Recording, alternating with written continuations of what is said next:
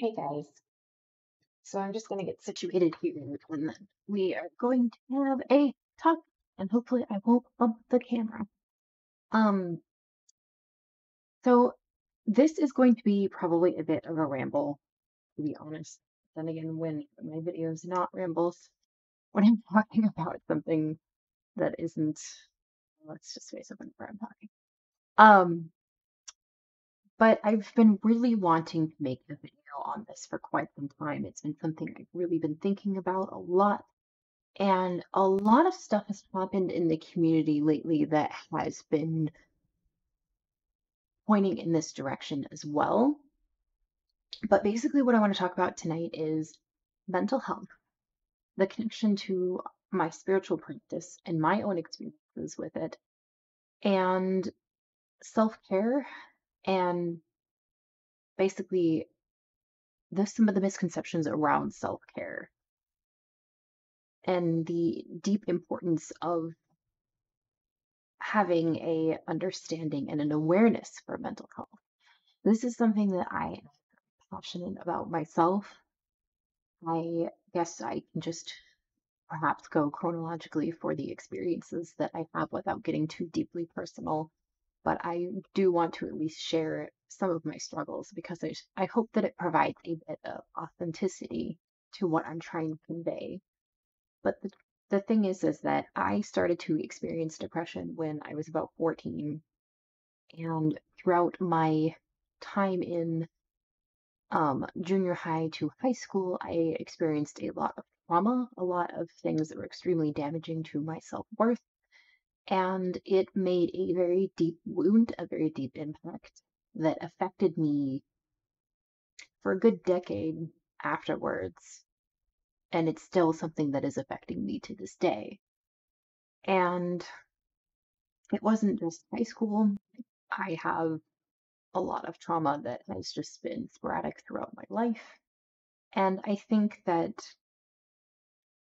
it's my struggles with depression and anxiety and my struggles with my own mental health and what would become chronic pain and what would become me even understanding that I had complex PTSD, which is something I did not even know I had until last fall. Which I want to sing praises about the wonders of therapy because it was through that I was able to discover that I had complex PTSD. Because truthfully, I had no idea. But I digress. First, I really want to convey that my struggles with mental health is what brought me to this. It was a combination of my struggles with my mental health, and my depression, and my self-worth, and understanding some of the things that have happened to me in the sense of some of the things I can't explain. So, some of the things involving my psychic abilities, and some of the things that have happened with the experiences I've had with that, and some of the questions that I've been having with trying to understand the connection to the divine since I was a child, because I was not raised in a Christian home, I was not raised in any religion. So, I always felt the presence of something, but I didn't really know what it was, and so I sought after it. So it was a combination of that and the struggles of my mental health that brought me to witchcraft and paganism. And I found witchcraft and paganism when I was 15, so a year after I had started experiencing symptoms of depression. And the worst part about depression is that it's extremely isolating. Part of which is that you isolate yourself, but part of it is that you just genuinely feel alone. And you feel like you're the only person in the world that has this darkness that consumes you. And you can't understand why you can't just feel normal.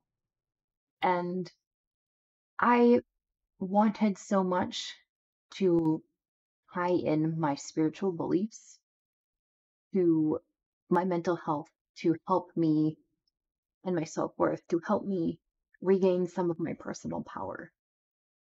And as soon as I discovered paganism and witchcraft and how much that it really brings you in the driver's seat to the things that you do, for spell work or working with deity as a pagan, it all seemed very much, I have the power to do this, and these are the decisions that I make, and there's no one else making these decisions for me. This is something that I do for myself. And that was,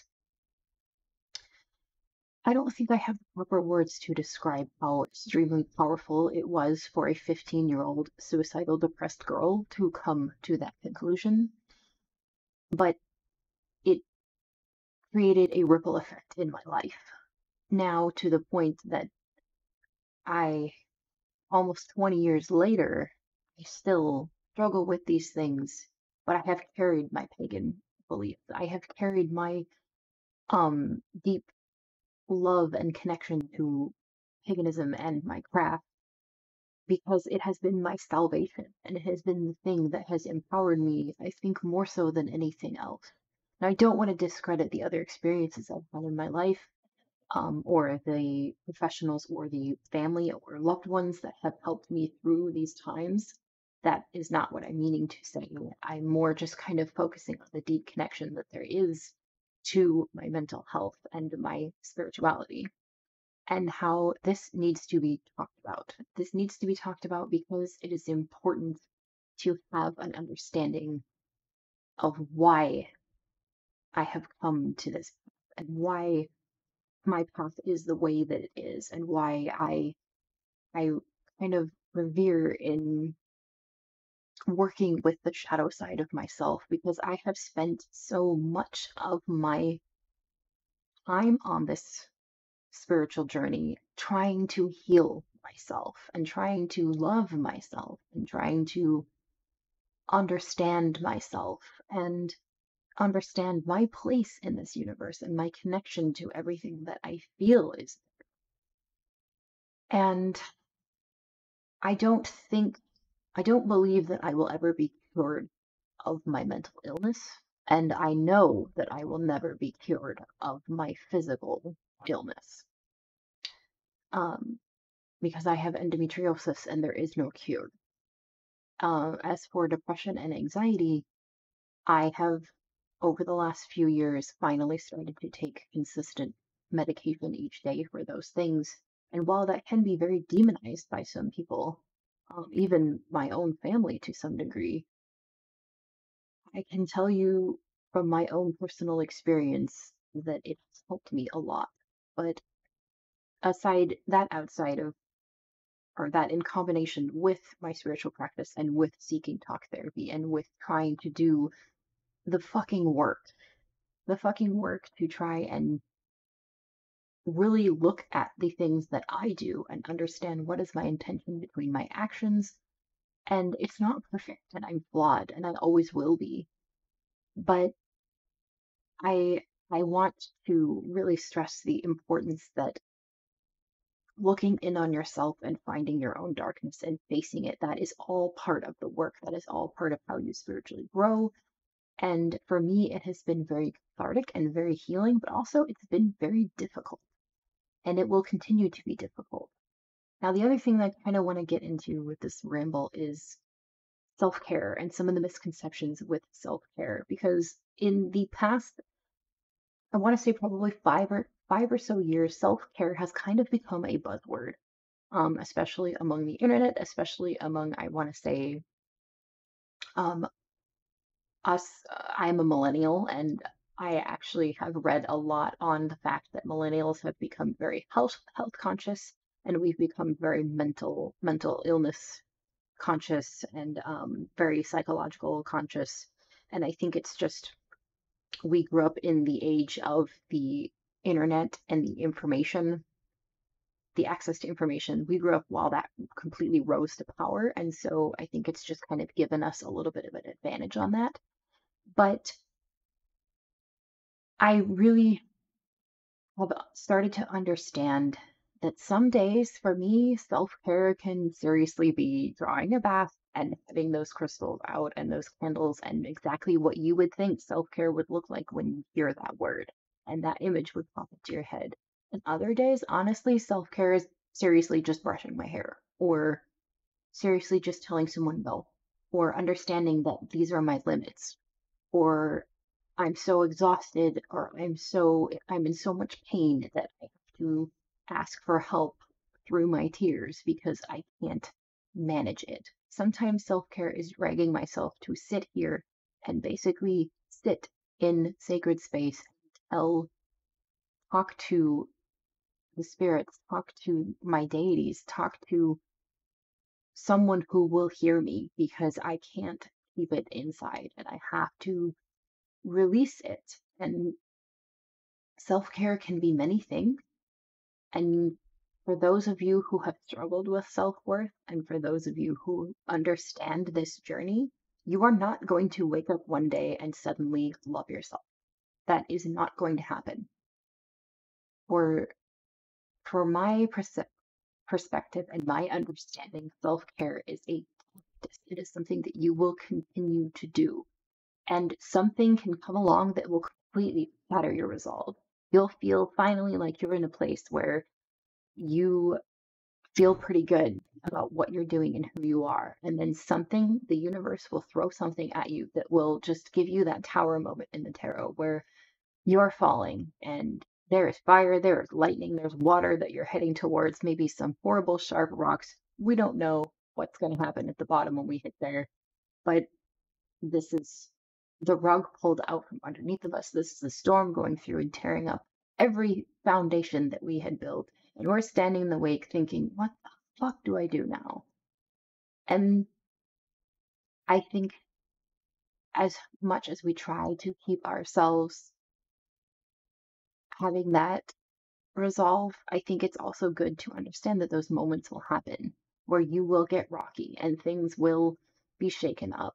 But that does not mean that you have to just throw down the sword and the shield. It's not I'm using a lot of euphemisms, but it it does not mean that you give up because self-care is a practice and it is very empowering to tie it into your witchcraft and your pagan practice. But understand that if you really come at it with this angle and go into sacred space feeling so raw, you're going to bring up your shadows and you're going to have to do the work because you can't come here in this sacred space and just pretend like it's all okay. That's not how this works. And I'm sorry, my joints are creaking because sometimes I'm a mess. But that's not how this works. So just be prepared to do the work and resonate that in every aspect of your life. Nobody's perfect. We're all flawed. We will make mistakes. We will stumble. We will fall. Sometimes we'll straight up crash and burn. And sometimes we'll be laying there thinking we can't take any more. But I think having the power to come to sacred space, to notice the things around us in nature, to notice the cycles in life, to feel the presence of whatever deity or spirit that you work with, I think that gives you power. It gives me power. I know that. And I just wanted to talk about this tonight. I hope that I was articulate. I hope that I got my point across. It's just been something that's really kind of been bubbling up in me. And I wanted to actually do this last week. And I ended up sharing my travel altered video instead because I was just way too busy with some house projects and things that were going on in my home, and I felt guilty. I felt, oh, I just didn't want to put up a video like that when I had just so much more to say, but I wanted to at least get something up for you guys that I could quickly do to let you guys know that I was still there. But here this is. This is something that I've really wanted to talk about, and I hope that it resonates with you guys. I hope that it makes sense. And thank you if you made it to the end of this video. Thank you for listening. And thank you for being here at my altar while we talk about some raw stuff. um, I'm very grateful for that. So, as always, thank you for watching and blessed be.